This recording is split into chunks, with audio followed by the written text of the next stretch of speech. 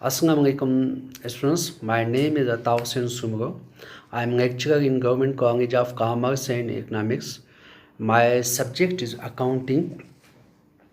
जैसा कि ये बात हम सब के अंग में है कि कोरोना वायरस की वजह से स्टूडेंट्स से लेकर असातिज़ा सब के सब क्वारंटाइन में होने की वजह से जो गैप असातिज़ा और शागिर्द के दरमियान इल्म हासिल करने का पैदा हो गया है, इसे पूरा करने के लिए मोहतरम जनाब सईद गनी साहब एजुकेशन मिनिस्टर ने एक यूट्यूब चैनल मुतारफ़ करवाया है, जिसमें असातिज़ा को हिदायत की गई है कि वो अपने सब्जेक्ट के मुताबिक टॉपिक बनाकर अपलोड करें, ताकि घरों में महदूद बच्चे हमारे यानी असातिज़ा के लेक्चर्स की मदद से अपनी तालीम को जारी कर सकें।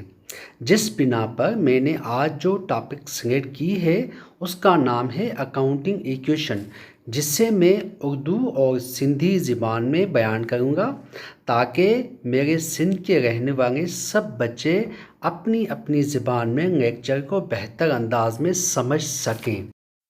जैसा कि मैंने आपको बताया कि आज मेरी टॉपिक का जो उन्वान है वो है अकाउंटिंग इक्वेशन, जो बेस करती है assets is equal to liability plus capital. Capital amount of the investment made by the investor.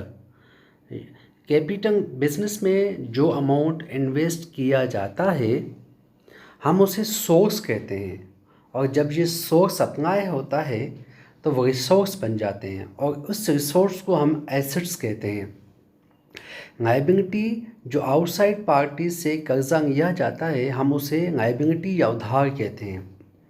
इस अंदाज से लायबिलिटी और कैपिटल जब ये दोनों सोर्स अप्लाई किए जाते हैं तो आपका एसेट्स रिसोर्स बन जाता है।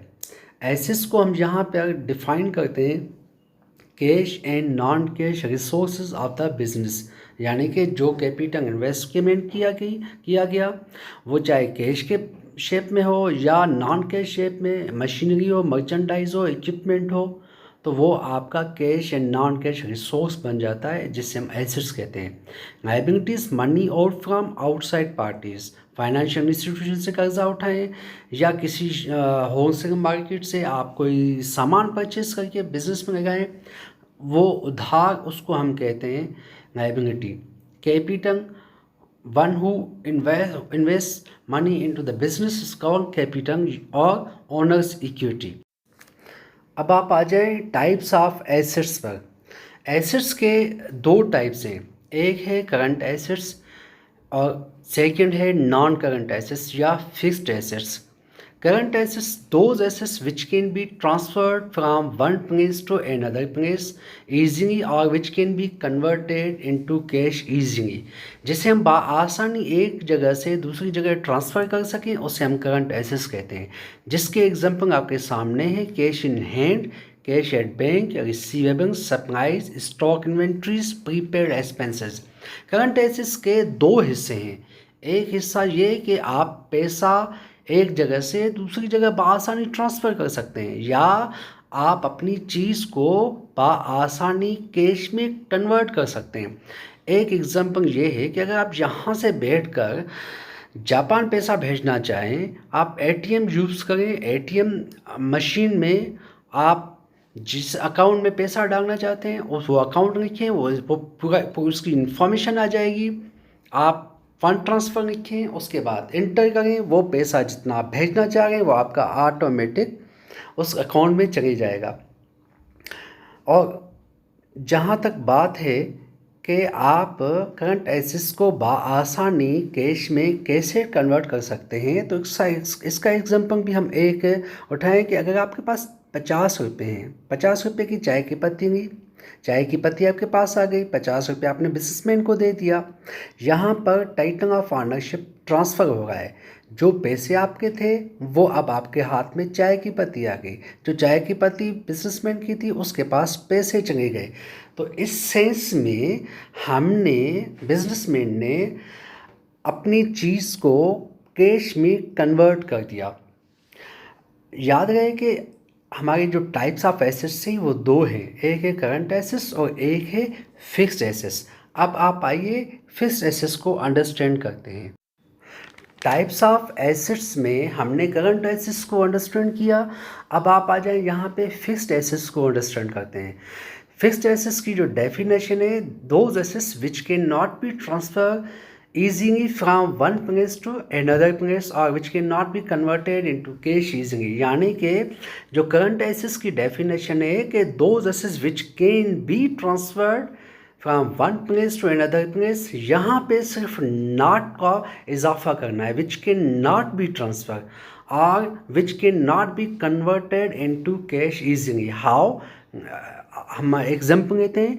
हमारे पास जो फिक्स्ड एसेट्स के एग्जांपल है उसमें एक टेंजिबल एसेट्स है, यानी कि वो एसेट्स जिसको हम टच कर सकते हैं, जैसे लैंड है, बिल्डिंग है, फर्नीचर, फिक्सचर, इक्विपमेंट, मशीनरी, और बाकी इंटेंजिबल एसेट्स जिसे हम गुडविल भी कहते हैं, mark, copyrights, patent and trademark.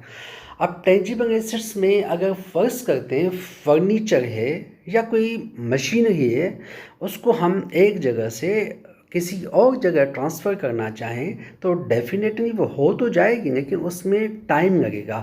तो इसी वजह से फिक्स्ड एसेट्स को हम कहते हैं कि ये वो एसेट्स हैं जिसको हम बआसानी एक जगह से दूसरी जगह ट्रांसफ़र नहीं कर सकते।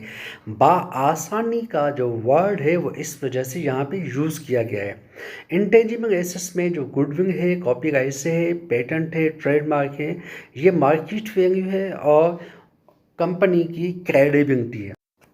जैसा कि मैंने आपको स्टार्ट में ही बताया कि मेरी टॉपिक जो है वो बेस करती है फंडामेंटल इक्वेशन ऑफ अकाउंटिंग पर, जिसे हम कहते हैं assets is equal to liability plus capital.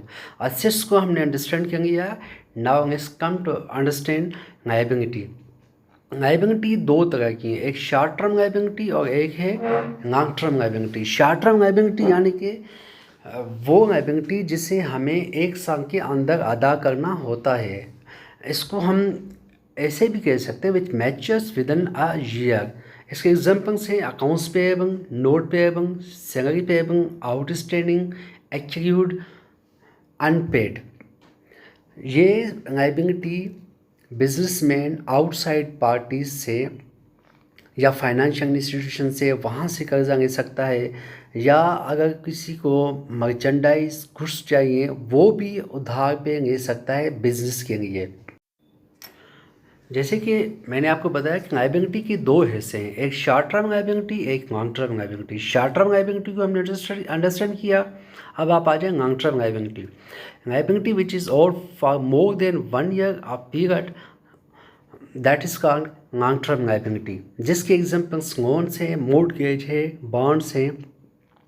Long term liability का जो टाइम पीरियड होता है वो 5 साल, 10 साल, 15 साल।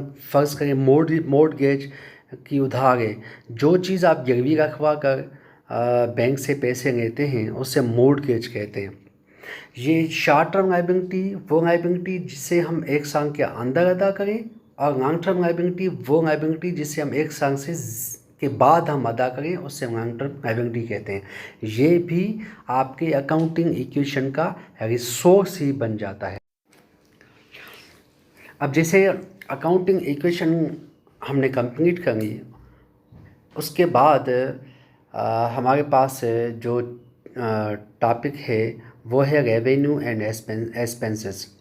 Basically the purpose of business is to earn the profit. और वो प्रॉफिट आपका तभी होता है जब आप रेवेन्यू जनरेट करते हैं।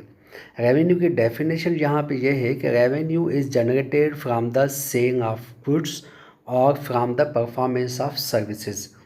यानी कि कोई चीज़ आप सेल करें तो वहाँ से जो पैसे आपके पास आएंगे, वहाँ से उस पैसों को हम रेवेन्यू जनरेट कहते हैं। या कोई सर्विस आप प्रोवाइड करें, अगर आप डॉक्टर हैं डॉक्टर की सर्विस दें, कोई टीचर हैं टीचर की सर्विस दें, हेयर कटर है, ड्राई क्लीनर है, जो भी सर्विसेज प्रोवाइड करता है वहाँ से जो पैसा कमाता है हम उसे रेवेन्यू कहते हैं। और रेवेन्यू आपका तब तक नहीं हो सकता जब तक आप एक्सपेंसेस नहीं करें। यही वजह है कि एक्सपेंसेस की डेफिनेशन भी यही है कि expenses are occur to generate the revenue. Definitely एक साफ बात है कि अगर कराची से हैदराबाद कोई पैसेंजर जाना चाहे, वो कोच मास्टर को किराया देगा। किराया तो रेवेन्यू जनरेट हो ही गया, लेकिन जिस कोच में वो बैठा है उस कोच में पेट्रोल डलेगा तो वो गाड़ी वहाँ से मूव होगी, और जो पेट्रोल आप यूज़ कर रहे हैं वो आपके एक्सपेंसेस है।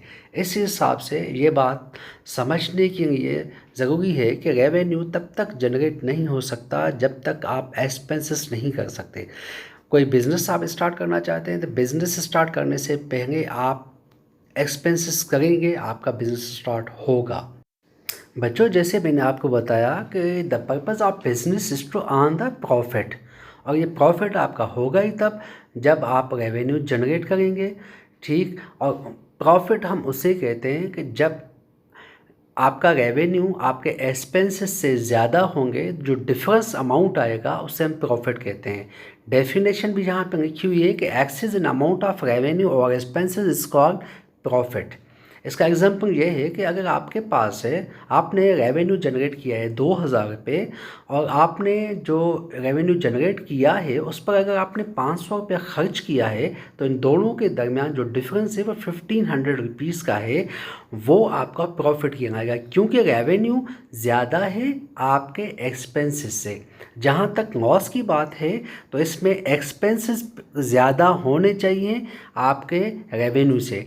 अगर फ़र्ज़ करें एक्सपेंसेस आपने किए हैं 2000 और रेवेन्यू जनरेट किया है 500, तो इन दोनों के दरमियान जो डिफरेंस होगा वो आपका लॉस कहलाएगा। यानी कि वाइस वर्सा, रेवेन्यू ज़्यादा होगा, एक्सपेंसेस कम होंगे, आपका प्रॉफिट कहलाएगा। एक्सपेंसेस ज़्यादा होंगे, रेवेन्यू कम होगा, आपका लॉस कहलाएगा। बच्चों, जैसे कि आपको इल्म होना चाहिए कि उस्ताद तभी मुतमिन होता है जब वो समझता है कि उस्ताद ने अपनी टॉपिक बच्चों को बआसानी और बेहतर अंदाज में समझाई है। इसके लिए ये एक सेटिस्फेक्शन है उस्ताद की। अब ये जो accounting equation plus revenue and expenses की हमने टॉपिक जो उठाई, उसको मैंने क्लियर वर्ड से एक्सप्लेन किया है। अगेन एक्सप्लेन कर रहा हूँ। CLEAR, C stands for capital, L stands for liability, E stands for expenses, A stands for assets, R stands for revenue। ये जो क्लियर का वर्ड है, ये अगर स्टूडेंट्स आप अपने जहन में रख दें तो आई एम डैम श्योर कि आपके जहन में capital, liability, expense, assets, revenue सब आपके जहन में आ जाएंगे। अब उसको मज़ीद एक्सप्लेन करने के लिए, अब इस टॉपिक को मज़ीद समझने के लिए आप गो थ्रू करें और वापस कैपिटल पर जाएं। कैपिटल के लिए मैंने कहा कि capital is the source of the businessman. Liability उधार जो आउटसाइड पार्टीज से लेते हैं। एक्सपेंसेस जब करेंगे आपका रेवेन्यू जनरेट होगा। एसेट्स आपका सोर्स है, रिसोर्स है बिजनेस का। Revenue is generated to earn